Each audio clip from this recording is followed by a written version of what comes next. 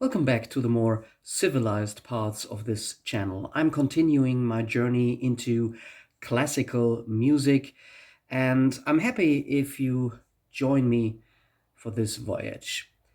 In episode 1, we looked at Johann Sebastian Bach's work and his also very influential role in pop, rock, and jazz music. Today, we will look at the artist who, during their lifetimes, definitely overshadowed Bach and was way more famous, maybe also a bit more pompous, and definitely the most royal of the Baroque composers. I am, of course, talking about the most popular German in Great Britain, George Frederick Handel, or in his mother tongue, Georg Friedrich Händel.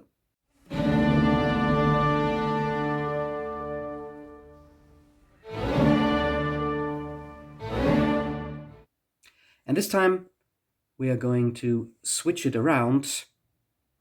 Take it from there, Hotel Murdoch.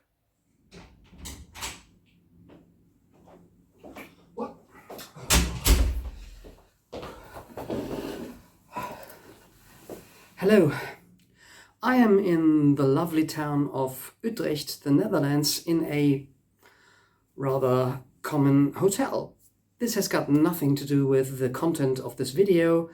Well, or maybe it has, because the Netherlands were where Handel in his later life had to experience one of the most unpleasant incidents of his life. But more about that a little later. So Handel was born in the same year as Johann Sebastian Bach, in 1685, in the German city of Halle. His father was a medical practitioner with quite a good reputation, and it was his plan for his children, or at least for Georg Friedrich, to maybe become a lawyer or a merchant, but certainly not to pursue a musical career.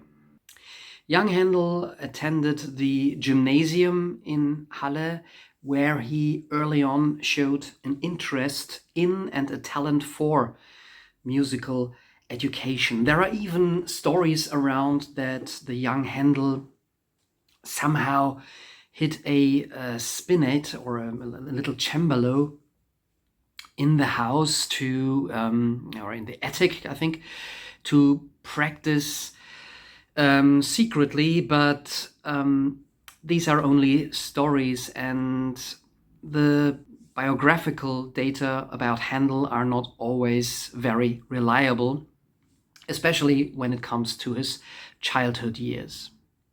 It is most likely that Handel's mother supported his interest in music and was also in favor of musical education. She came from a family of theologists, and music had also played a large role in her family, of course, especially church music. Legend has it that the 8-year-old Handel accompanied his father to a visit of the court of the Duke of Sachsen-Weissenfels, where the young Handel baffled everyone with his organ playing. So allegedly he was kind of a child prodigy, not unlike Mozart. From then on, the Duke personally supported Handel's musical training. And back in Halle, he became the student of the musical director of the parish church. Apart from learning how to play, this education also encompassed an introduction to composition. Handel's talents became known. He visited the court of Berlin with his father probably several times, where he impressed the Prince Elector Friedrich III so much that he offered to finance a musical education for Handel in Italy, but allegedly his father declined. Still, Handel's early reputation lingered on. In 1701, the famous composer Georg Philipp Telemann made a stop in Halle only to hear Handel play, and this started a lifelong friendship between the two composers. However, Handel also started to study law. At the same time, he became the organist at the Dome of Halle and was a prolific composer already during that time. Well, you need to make decisions sometimes in life, and in 1703 it was time for Handel. He decided to pursue his career as a musician and composer without compromise, and he became the violinist and cembalo player in Hamburg for the new opera house. Handel was an eager person and allegedly could be quite impulsive. Once he even provoked a duel between him and the orchestra's conductor Johann Mattheson, when Handel refused to let Mattheson back to his place as a conductor after he had finished his role on stage. So during that time, it was not uncommon that the conductor also performed a role in an opera. The duel with fine swords did, however, end leniently, because Mattheson's blade, according to Mattheson himself, broke when hitting a metal button on Handel's cloak. Thank God for that, otherwise maybe we wouldn't have gotten some of Handel's most important works. This didn't stop Handel's first opera being performed in Hamburg. It became quite a huge success, whilst his quickly following second opera, Nero, was an equally solid flop. Unfortunately, the music for Handel's early operas is mostly lost these days. Handel left Hamburg and went on a study journey through Italy in 1706, which should last 4 years. There, Handel met with many revered Italian composers of the period, and apart from a couple of more operas, which were Handel's big passion in those years, he also composed his first major cantatas and choir works in Italy. On his return in 1710, Handel was offered the post of Kapellmeister in Hanover, and he accepted under one condition, namely that he was granted vacations. And he instantly used this opportunity to follow an invitation to England at the end of 1710, an invitation that should last a whole year. Britain did not have a lot of venues for Italian opera, and so Handel's work were met with great curiosity and delight. In 1711, Handel conducted the world premiere of his opera Rinaldo at the new Queen's Theatre in London, which was a big success. After a brief return to Hanover, Handel requested to travel to London again in 1712, a voyage without return. From then on, he stayed in England, where he quickly became one of the most famous and revered composers in Great Britain. One reason why the Prince Elector of Hanover never ordered Handel to return could have been that he himself was crowned King George I of Great Britain and Ireland in 1714, so he actually never lost Handel as his court composer and musician. It was also King George who later commissioned Handel to compose the famous Water Music Suite and also a couple of other works. During those early years in London, Handel composed some of his most important operas, such as Guilo Cesare, Tamerlano, and Rodelinda. His success also brought him quite a bit of wealth, and he was so popular, in fact, that a law was specifically implemented for him to gain the British citizenship in 1727. Handel also was a kind of cultural entrepreneur. He became founder and musical director of the Royal Academy of Music.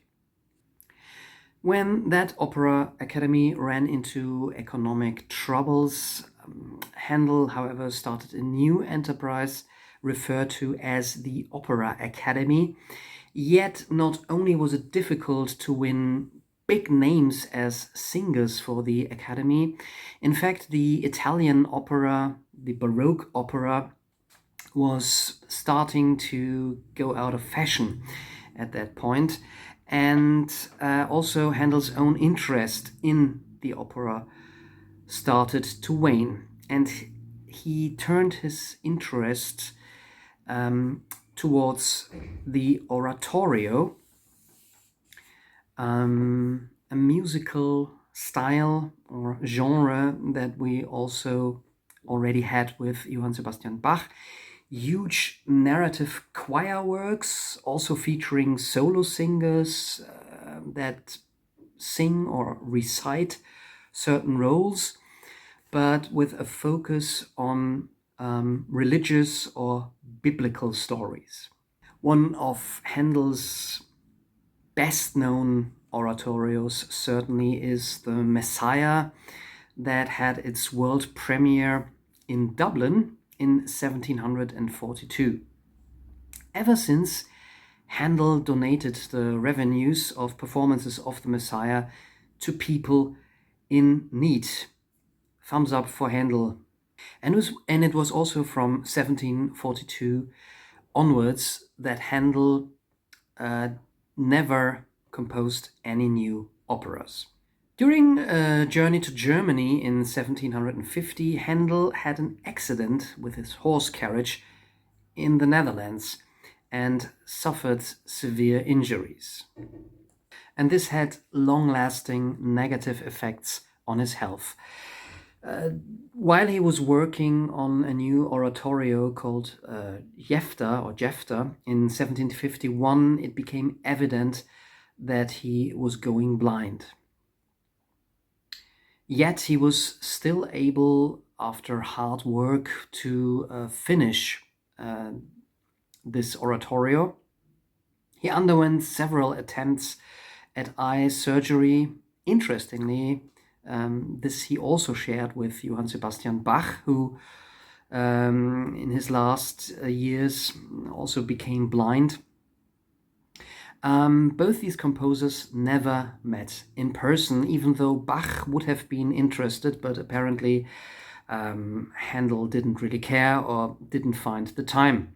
All the eye surgery was to no avail in the long run, and despite being practically blind, Handel still performed organ concerts until his death. So allegedly, he improvised a lot of those concerts, which was quite a revolutionary approach to live performances, I guess. Handel passed away in April 1759 at the age of 74 and left a considerable fortune. It is said that his burial became a mass event with 3,000 attendants. Handel's legacy, his oeuvre, is humongous. He wrote 42 operas, at least 42 operas that we know of. I have to read this from my research sheet. Style, of course, that he very much influenced and developed further. He wrote church music and hymns, orchestral pieces for strings and organ concertos. Here Handel also was a pioneer. Furthermore, of course, the famous open-air concertos, water music, and music for the royal fireworks. numerous oratorios, I've mentioned the Messiah, as well as various chamber music pieces, especially for cembalo and piano, but also for vocals, so including vocals. We hardly know anything about Handel's private life. He never married and he didn't have any children, at least not any official children. This in recent years has fueled theories that he might have been homosexual, but there's no substantial evidence for that. As an artist, he allegedly had a tendency to throw choleric fits. One time he even was said to have hung a particularly complicated diva out of a window when she had tested his patience a little bit too much. At another occasion, when he wasn't really pleased with the behavior of his orchestra, he threw around instruments and eventually smashed quite a number of them. The Pete Townsend of his generation. Nonetheless, he was revered and adored as a kind of musical legend already during his lifetime. Especially in Great Britain, his legacy lived on. For his 100th birthday, for example, a huge 3-day festival was held at Westminster Abbey. And from the mid-1800s until 1926, there were frequent Handel festivals held at Crystal Palace in London. His Messiah soon also became a popular piece in Germany. Peers were deeply impressed with Handel. I've mentioned Bach, but also Georg Philipp Telemann. Later on, Haydn was deeply impressed when hearing works by Handel. Mozart used Handel as an influence and also reworked some of his works for the contemporary taste of the late 18th century. Unlike other composers from the Baroque era, Handel was never forgotten or went out of fashion. Remember that, for example, Johann Sebastian Bach had to be rediscovered in the 19th century and was practically unheard of during that time. In 1942, Handel even made it to the silver screen when he was played by actor Wilfrid Lawson in The Great Mr. Handel. Yes, so Handel remains one of the most famous Baroque composers to this day. His music is the very essence of what one would consider Baroque. It sounds often very grand, very royal, and, well, maybe even a little bit pompous. Exactly what Baroque music strived to be. If I'm being honest, I probably prefer Bach a little bit over Handel. I think Bach's music, due to the mathematical structure and I think the more prominent technicality, is maybe a little bit more intriguing for me personally, but that doesn't mean that Handel's music isn't great. And here are a few of Handel's smash hits to get into his work for beginners like me.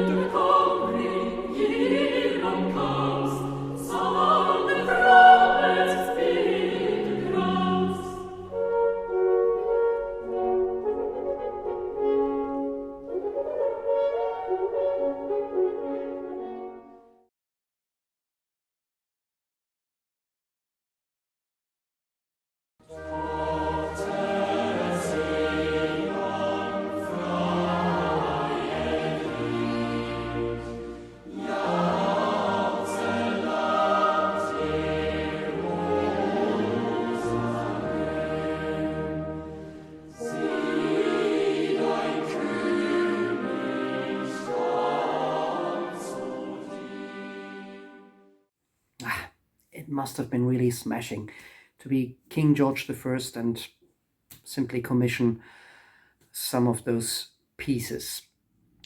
So all that is left at this point is the question whether Handel left his footprints in popular music. Well, there isn't too much worth mentioning as far as I could find out. There are a few Handel adaptations in jazz music.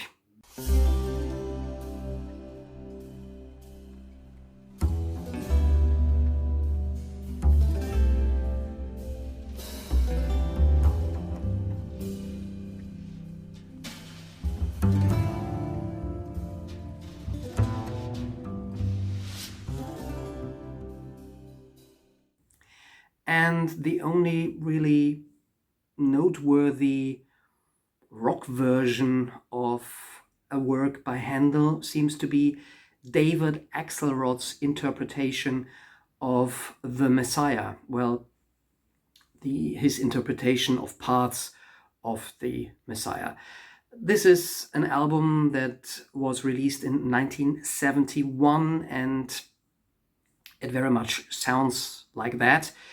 Those were the years of the hippie rock musicals Hair and Jesus Christ Superstar, and Axelrod's take on Handel's Messiah also has this kind of soul gospel rock style.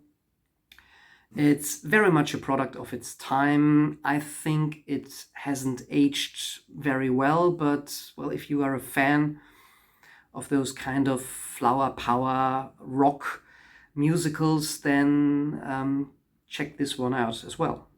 Hallelujah, hallelujah, hallelujah, hallelujah.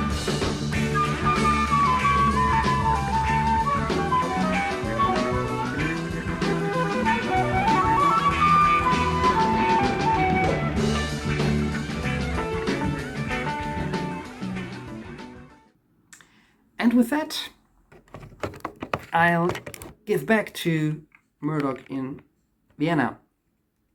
Yes, I'm finished. Yeah, it's your turn again. Okay. Wow.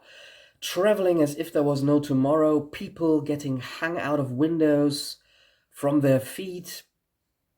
This sounds worse than some punk bands, and I always thought getting into classical music would be the sort of more distinguished series on the channel. Anyways, you're always in for a surprise. I hope you got into the mood for some Baroque music, especially Handel. I strongly recommend his harpsichord concertos. I might get into more classical music here on the channel at some point. Maybe stay tuned for that here on Murdoch's Music Minute. Bye bye.